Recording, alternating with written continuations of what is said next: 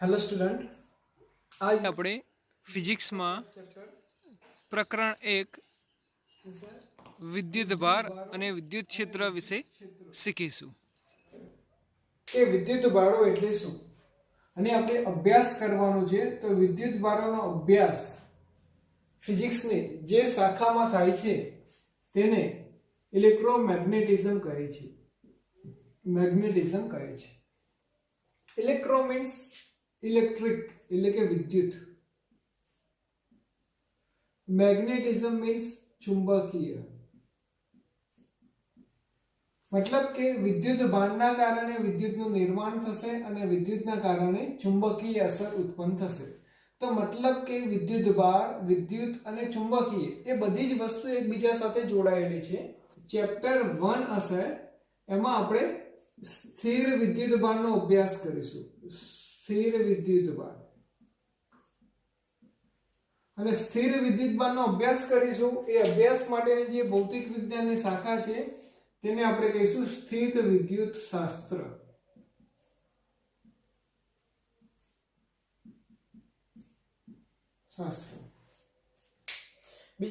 વિદ્યુત ભાર અને વિદ્યુત ક્ષેત્ર. જ્યારે ચેપ્ટર નંબર 2 જે છે એમાં પણ સ્થિત વિદ્યુતનો જ અભ્યાસ કરવાનો છે, પણ એની અંદર આવશે વિદ્યુત સ્થિતિમાન.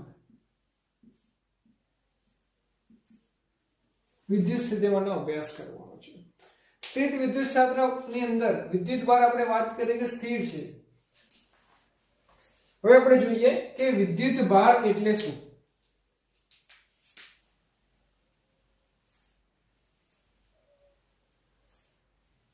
વિદ્યુત ભાર એટલે શું? તો અત્યાર સુધી આપણે સ્ટડી કરતા આવ્યા છીએ કે કોઈ પણ પદાર્થ હોય એટલે કે દ્રવ્ય હોય એ તત્વનું બનેલું છે. એટલે તત્વની વાત કરીએ તો કોઈ પણ દ્રવ્ય એ નાનામાં નાનો ભાગ આપણે પરમાણુ ધારી લઈએ. હવે પરમાણુનું સ્ટ્રક્ચર તમને ખબર હશે. પરમાણુના સ્ટ્રક્ચરમાં કેન્દ્રમાં એક ન્યુક્લિયસ હશે અને ન્યુક્લિયસની આજુબાજુ વર્તુળાકાર કક્ષામાં ઇલેક્ટ્રોન હશે. જ્યારે કેન્દ્રમાં કોણ હશે? તો કેન્દ્રમાં આપણે વાત કરીએ તો પ્રોટોન એક આવેલું હશે, જ્યારે બીજો ભાગ આપણે ન્યુટ્રોન હશે. દરેકની કન્ડિશન ઇલેક્ટ્રોન જે છે આ છે પ્રોટોન છે આપણો, ના છે ન્યુટ્રોન. તમને એ ખબર છે કે ઇલેક્ટ્રોન એ ઋણ વીજભારિત હોય છે, જ્યારે પ્રોટોન એ ધન વીજભારિત હોય છે, જ્યારે ન્યુટ્રોન હોય છે એ તટસ્થ હોય છે. પ્રોટોન ધન વીજભારિત એટલે કે પોઝિટિવ સિમ્બોલ એનો, ઇલેક્ટ્રોન ઋણ વીજભારિત એટલે કે માઈનસ. હવે આપણે વાત કરીએ કે એક ઇલેક્ટ્રોન હોય તો એનો વિદ્યુત ભાર કેટલો હશે? તો એક ઇલેક્ટ્રોનનો આપણને ખ્યાલ છે કે 1.6 ગુણ્યા 10⁻⁹ કુલમ્બ હશે. પણ ઇલેક્ટ્રોન એ નેગેટિવ ચાર્જ છે, જેના કારણે આગળ માઈનસ લગાવવામાં આવશે. જો એક પ્રોટોનની વાત કરીએ તો એનો ચાર્જ કેટલો હશે? તો 1.6 ગુણ્યા 10⁻⁹ કુલમ્બ. પ્રોટોન પોઝિટિવ હોય છે એટલે સિમ્બોલ એનો પ્લસ હોય છે. આ રીતે આપણે ચાર્જ હોય છે. કેમિસ્ટ્રીમાં આપણે જોઈએ કે કોઈ પણ તત્વ હોય તો તત્વની શરૂઆત થાય છે આપણે હાઇડ્રોજનથી. હાઇડ્રોજનથી શરૂઆત થાય છે. હિલિયમ, લિથિયમ સૌથી પહેલું તત્વ આ છે. એની અંદર તમને ખ્યાલ હોય તો 1 પ્રોટોન હોય છે, 1 ઇલેક્ટ્રોન હોય છે. એટલે કે ઓછામાં ઓછો ચાર્જ કેટલો હોય? 1 ઇલેક્ટ્રોન અથવા તો 1 પ્રોટોનનો હોય છે મિનિમમ ચાર્જ. તો આપણે એ જ કન્ડિશન ઉપરથી સ્ટડી કરીશું કે વિદ્યુત ભાર એ કોઈ ચોક્કસ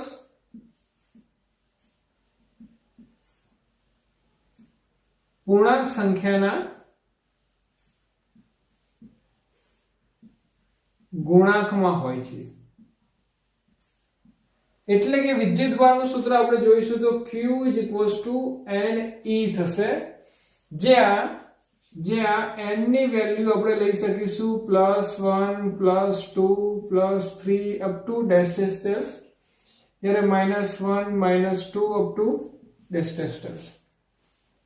એટલે કે જો આપણે 1 2 3 1 બાય 1 લઈ જોઈએ તો વિદ્યુતભારનું મૂલ્ય કેટલું હોઈ શકે? +1 ઇલેક્ટ્રોન હોઈ શકે, +2 ઇલેક્ટ્રોન હોઈ શકે, +3 ઇલેક્ટ્રોન હોઈ શકે, અથવા તો વિદ્યુતભારનું મૂલ્ય -1 electron, -2 electron, -3 electron dash dash dash હોઈ શકે. એટલે કે વિદ્યુતભારનું મૂલ્ય એક મિનિમમ એક સંખ્યા તો ઇન્ક્રીઝ થશે જ. કોઈ દિવસ આવું નહીં હોય કે +1/2 ઇલેક્ટ્રોન કોઈ દિવસ હોવાનું નથી. અને આ જે વસ્તુ થઈ એને આપણે કહીશું વિદ્યુતભારનું ક્વોન્ટમીકરણ. ઇંગ્લિશમાં કહીશું એને તો કહેવાશે ક્વોન્ટાઇઝેશન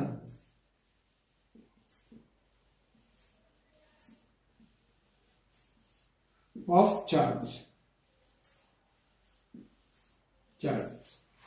વિદ્યુતભારનું ક્વોન્ટાઇઝેશન અથવા તો ક્વોન્ટમીકરણ કોને કહેવાશે? તો વિદ્યુતભાર હંમેશા કોઈ ચોક્કસ પૂર્ણાંક સંખ્યાના ગુણકમાં જ હોય છે. એટલે કે 1 2 3 4 5 6 એ રીતે કોઈ પણ હશે.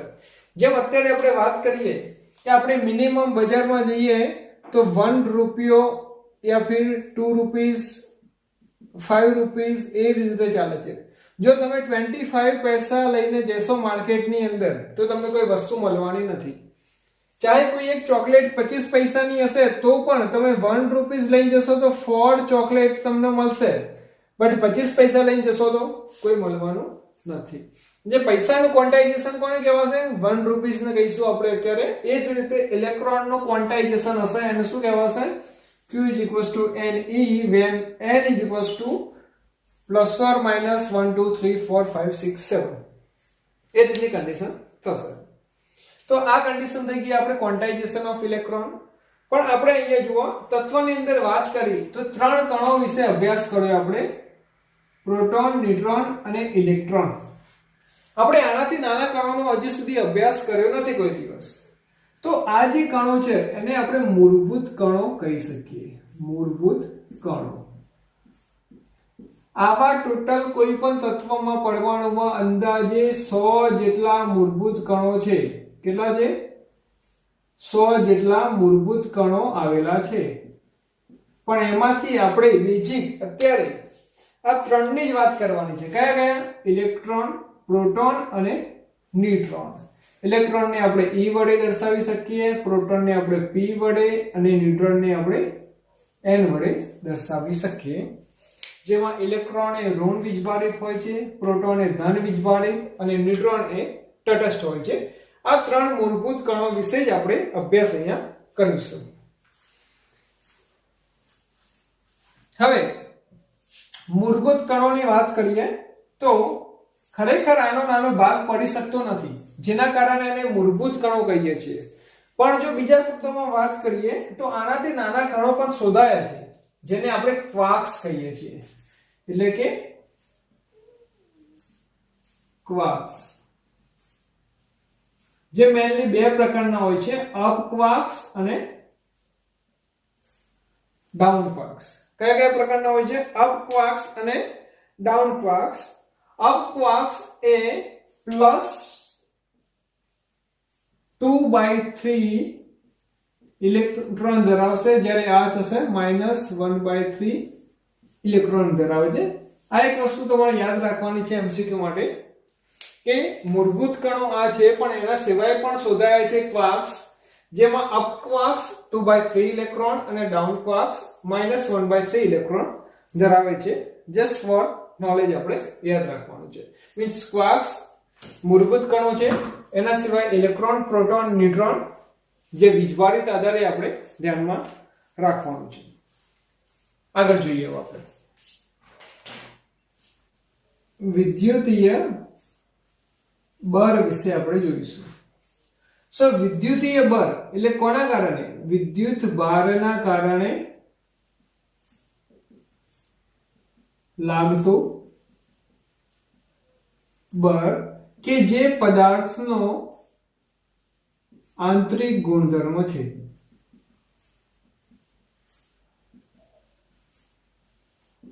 જે વિદ્યુતીય બળ આપણે કહીએ છીએ કોના કારણે લાગશે? વિદ્યુત બળના કારણે લાગશે, અને જેને આપણે પદાર્થનો આંતરિક ગુણધર્મ કહીએ છીએ. તો વિદ્યુતીય બળ કોના કારણે લાગે છે? તો વીજભારના કારણે. કોના કારણે? વિદ્યુત બળના કારણે. અને વિદ્યુત બળ કેટલા પ્રકારના છે? ધન વિદ્યુત બળ અને ઋણ વિદ્યુત બળ. જો ધન વિદ્યુત બળને આપણે પ્લસ વડે દર્શાવીએ અને ઋણ વિદ્યુત બળને આપણે માઈનસ વડે દર્શાવીએ, તો જો સમાન ચાર્જ હોય એટલે કે લાઈક ચાર્જ હશે આપણી જોડે, એટલે કે પ્લસ પ્લસ અને માઈનસ માઈનસ, જો સમાન ચાર્જ હશે તો થશે અપાકર્ષણ થવાનું છે. એટલે કે બે ચાર્જ જો સરખા હશે, બંને પ્લસ પ્લસ કે બંને માઈનસ માઈનસ, તો બંને વચ્ચે અપાકર્ષણ થશે.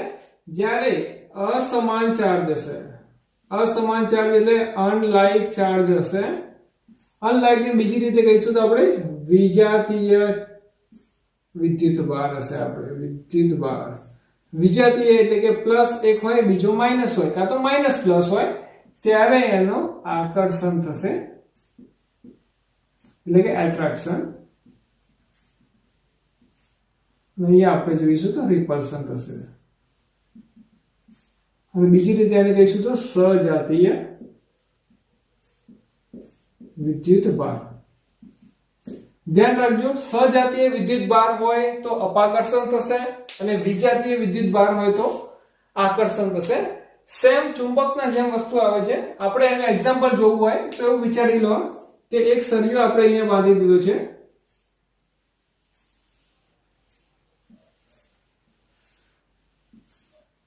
આધાર જોડે આ સળિયો ધારી લો કે પ્લસ ચાર્જ વાળો છે. હવે આના સંપર્કમાં આપણે લાવીએ છીએ બીજો એક સળિયો કે જે પ્લસ ચાર્જ વાળો હોય, તો આ સળિયો આનાથી દૂર જશે. કેમ? કારણ કે પ્લસ પ્લસ વચ્ચે એટલે કે સમાન ચાર્જ છે, એટલે થશે અહીંયા અપાકર્ષણ થવાનું છે. જો એની જગ્યાએ આ સળિયો આપણે ના લઈ જઈએ અને અહીંયા આપણે